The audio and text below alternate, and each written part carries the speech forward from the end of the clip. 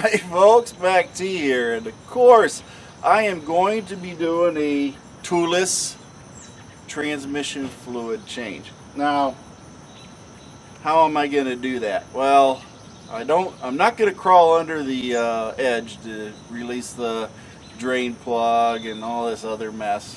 I'm just going to stand right up here and do it. And I went and bought something to help me out. Now, you know that the transmission shops, you go there and they have the machine and it sucks the fluid out and it puts the fluid back in and basically does a fluid exchange. And I've been meaning to try to get something that would help me. So I use the toolless a little bit on the loose side here, but it is no tools, but it is equipment. So yeah, I'm sort of splitting hairs on this a bit, but what I did, and these have been around for a long time, folks, is I went out and bought this PELA. And this PELA is a 6-quart vacuum device. Now what it does is it has a pump that goes right on top, and all I do is pump it. It forms a vacuum in here, and then it sucks the fluid out through this tube.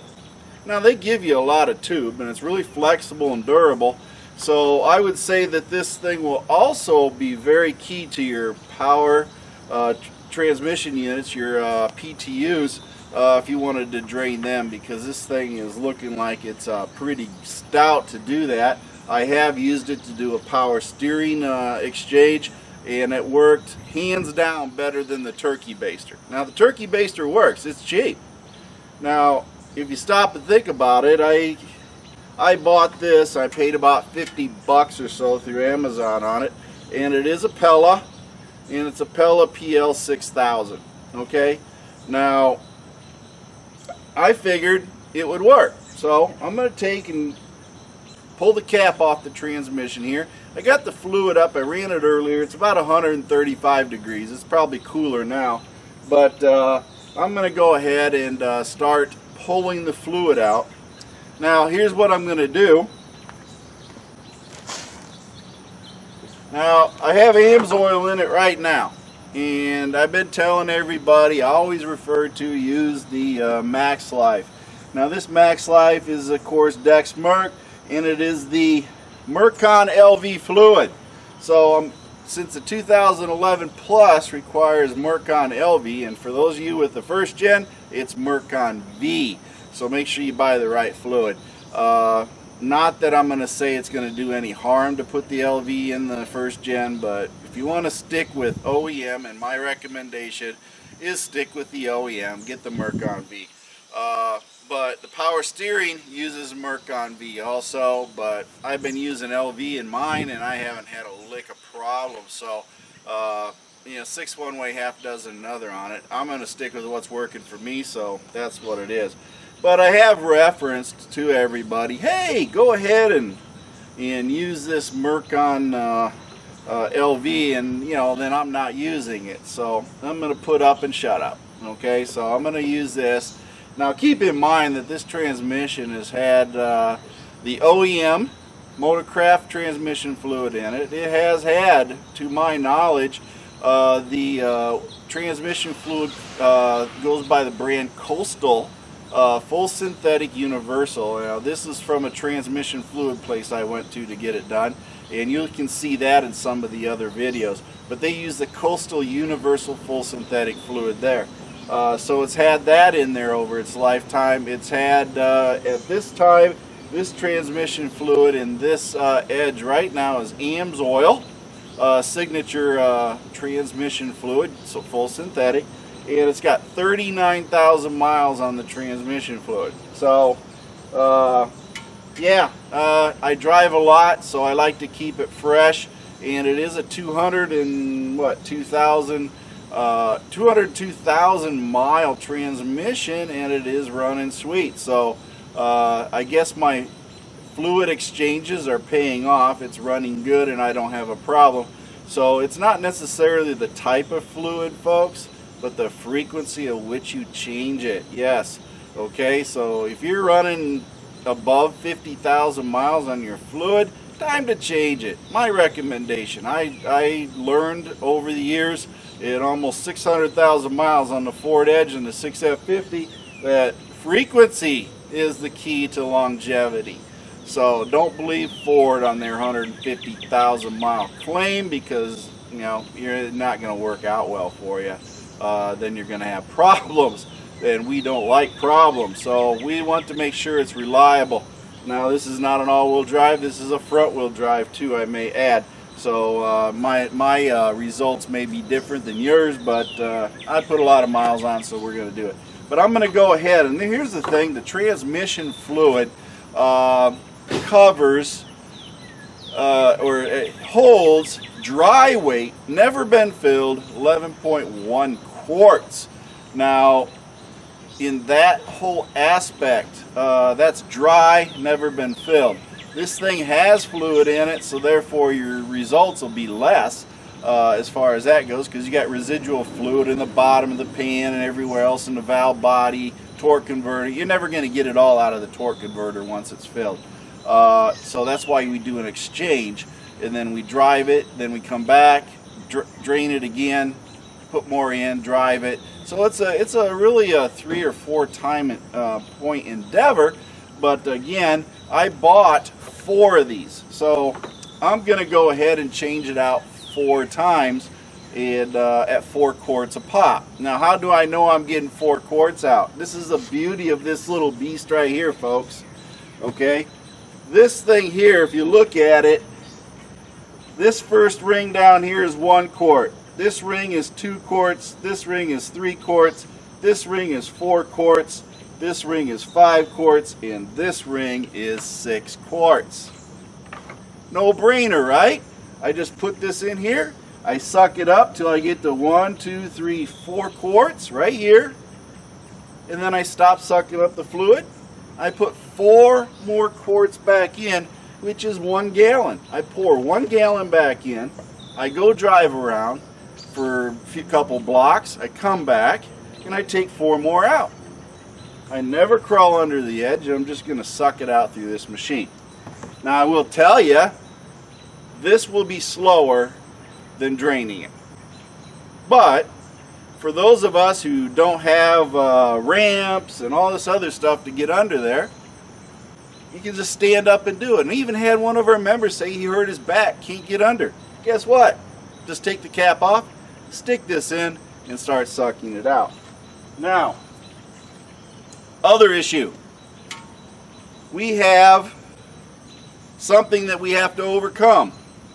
And this here is a genuine Ford part, and it is the BT4Z7H322B. Show you all that. Hopefully you can see it. Make sure everybody can see that thing. Showing it to another camera, folks. Got 2 cameras going here, but you can see this thing. And what this here is a transmission fluid thermal bypass valve. Now, those of you who've changed your transmission turbine shaft speed sensor and output shaft speed sensors in your valve bodies will know what this is. Now, what this does is has a couple of different functions, but basically one function.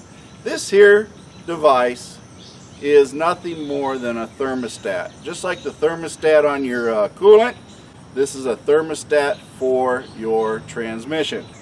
Now what it does is it has a valve in here, and I don't know if you can actually see that valve in there, but there's a valve right in here. Okay, looking in there you can see a valve in there, and what happens is once the transmission fluid gets warm enough, this valve opens. Now what it does in the meantime, when it's closed and it's cold, it keeps the transmission fluid circulating through the transmission, and it cuts off the cooler that's located in your condenser, the transmission fluid cooler. Now once the transmission fluid raises to an operating temperature as stated by Ford, and I have discovered that operating temperature is, as they say, 85 degrees, it keeps recirculating the transmission fluid in the transmission until it reaches 85 degrees. Then this valve opens up. Once it hits 85, then it starts allowing the transmission fluid to then stop recirculating because it cuts this off, and then it starts going through the transmission cooler, which is part of your condenser. In your 2011 Plus, it's in the condenser. It goes through and it starts circulating through the condenser, which is the upper part of the condenser, I believe. Then it goes back into the transmission and it comes back as a cooled fluid. So this thing here, I forget how much I paid for it. I bought it, gosh, a year ago, and I haven't used it yet because I was thinking maybe it failed, but these things really don't fail. So I'm just sort of hanging on to it. You know, I got to have parts laying around, if otherwise I'm not doing my job, right? But it is marked, as you can see, and it says right here, to transmission, from transmission, or to transmission and then from transmission. Okay, to and from. So it's really not hard to figure out. You will need special tools in order to remove all this, because these are quick couplings right here that you're seeing. Okay, and you have to have a tool to release them to pull the lines out. Of course, you got to have it remove the old ones on here and screw them in order to install it, because it doesn't come with the bottom ones, but it does come with the top ones. So this thing is what we're trying to override. So when we go out and change our fluid, we have to drive your edge to about at least 130 to 150 degrees, just to make sure. Get your transmission warm enough. You don't want it too hot, but you know, it makes the fluid flow easier too if it's warmer, but you don't want it so hot, but you know, to damage this. But what you want to do is make sure that the fluid, of course, is warm enough, and to open this so that when you do the fluid exchange, you're actually running the fluid through the transmission cooler also and getting that changed out. So that's an important thing to remember. You know, how much it holds, probably not much, but the fact is we want to make it a complete fluid exchange, so that's what we're doing. So we're going to go ahead and of course, you know, I'm going to put this away. I'm not using it, but I just wanted it for demonstration purposes to show you what it is. And of course, we're going to go ahead and start our transmission fluid change. I'm going to grab me a glove here real quick.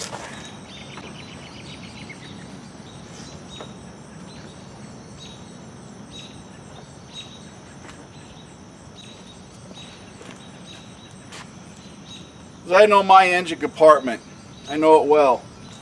Yeah, it's dirty down there.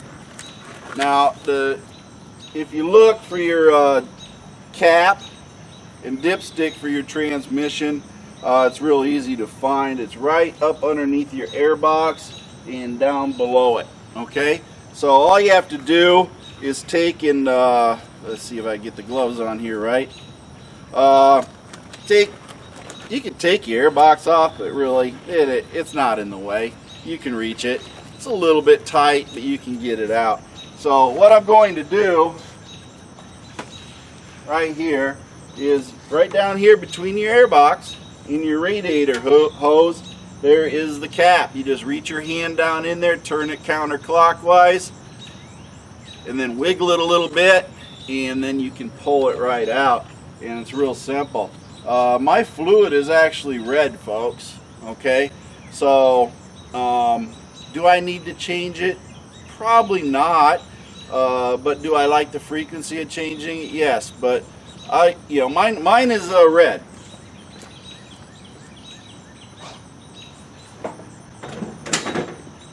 You'd think I'd have this all planned out, but I don't.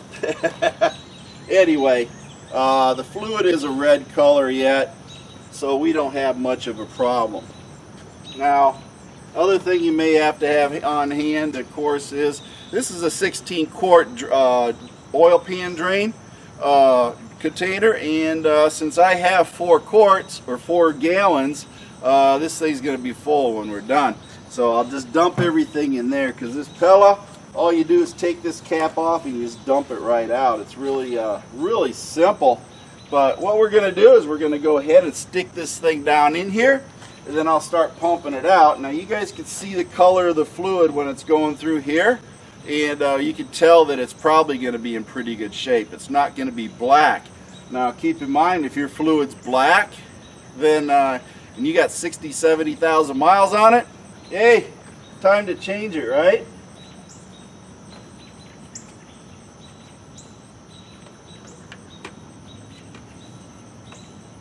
There you go. I got that thing all the way down in there, and hopefully y'all can start seeing it. But we're going to start pumping this out. Okay, so all I have to do, like I said, is just take and do this.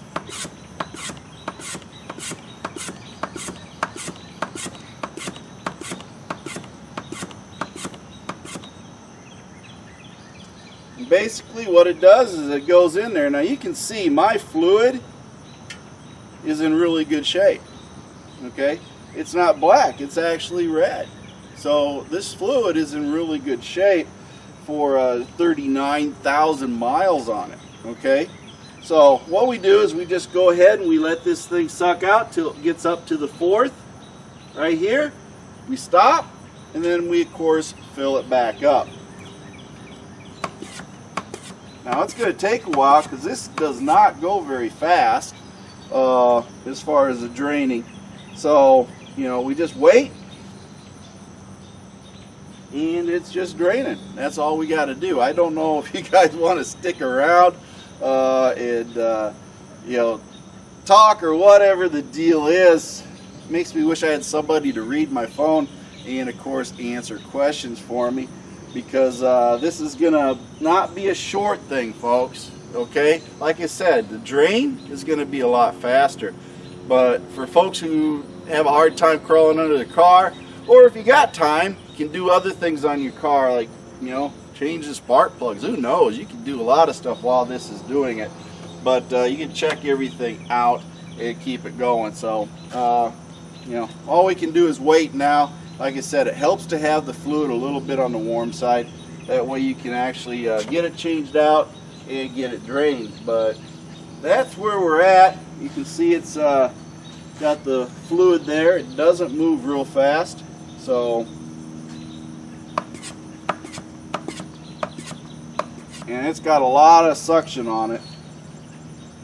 We're starting to get up to the C in it now, but let me see what else we got going on as far as changing fluids. Gosh, I don't know. This is about the whole point of it, folks. It's going to get rather long and tedious. I don't know if you guys want to sit here and watch me stare at it, but I did want to show what it's going to do. So maybe what I'll do is, you know, pop in when I'm done or something like that, and of course show you how it's all working out. But we're going to be just a little bit, you know, it's one of these things where I guess maybe I'll come back. We're going to go ahead and start the edge, and you can see that the temperature is currently at 72 degrees. And of course we want to get it a little bit warmer so we can open up that transmission fluid thermal bypass valve.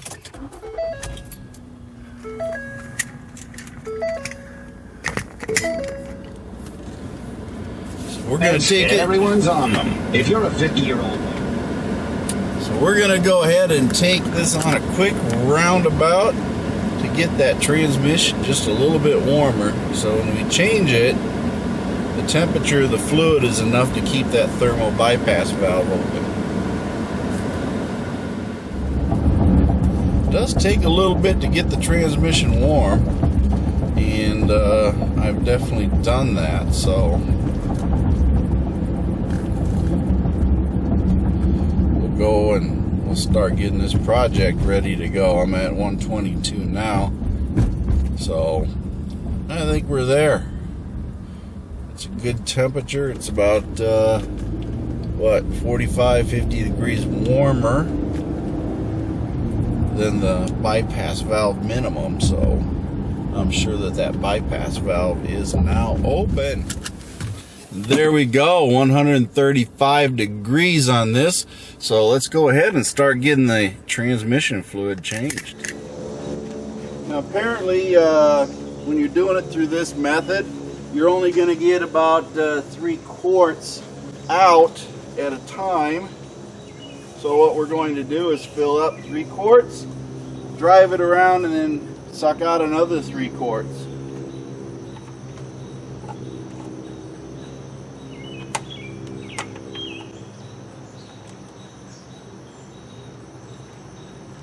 That is how we will do it. So we'll dump in about 3 quarts.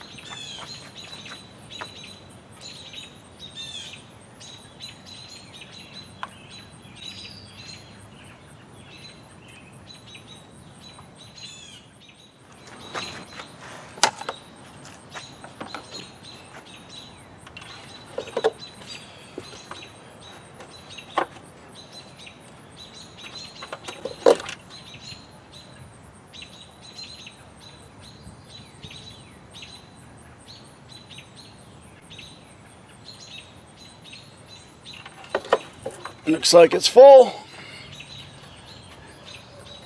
We'll take it for a drive, check it when we get back.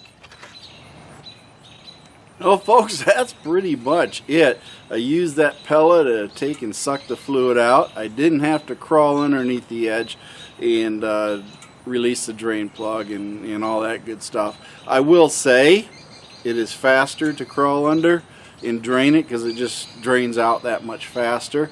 But hey, if you don't feel like crawling under the edge, this $50 piece of equipment is really comes in handy, not only for your edge, for power steering, for the transmission fluid. I guess you could even change the oil with this thing, but I can use it for my garden equipment and generator and all this other stuff that I need to suck fluids out, and not to mention your PTU. I'm sure this thing would perform pretty good for changing out PTU fluid with that small thin hose there to suck all that out. Of course, some of the globs, if you don't do good maintenance, may be a problem, but if it is well maintained, it should not be a problem. But go ahead and, of course, think about it. It does save you some effort. I'm not going to say it's a time saver, but hey, it gives you a chance to do other things while you're taking and sucking the fluid out. I'll time it when I watch the video, see how long it takes per drain for those 3 quarts, so you get an idea how long it takes in the overall scheme of things. But it did do a good job. I did change out 15 quarts of fluid, which is, you know, I think I said in the video, I think it's about 1.5 times the fluid. So since it holds about 11 dry, we're going to say it's probably a little bit less on that, 10. So it's a 1.5 times fluid exchange as far as that goes. It's not a and it was about 4 drains or so that I did. 5 drains, I think it was. Yeah, it's 5 drains. So definitely got a lot of fluid out of there. I'm running in the high 90s as far as percentage removed and replaced. So we're in good shape there. But again, this is MACT, and of course I do want you to subscribe to this YouTube channel and also the Facebook group. Join up on MACT Ford Edge on Facebook, and of course get all the quality information and direct contact with people that know what they're talking about when it comes to the Ford Edge and some other little things on engine wise. We delve in a lot of things, but by all means join up on these groups, subscribe, and of course my feet hit the floor today and I'm having a great day, and I want you to have a great day too. Now, that being said, I may have some follow-on footage to show a few other things we're doing, and of course we got Mercy Girl with her one-liners, and last but not least the Band of One's going to play us some great music as we go through the end of this. Have a great day. Thank you for watching MACT's videos, and remember to like and subscribe. This is a Mercy Girl production.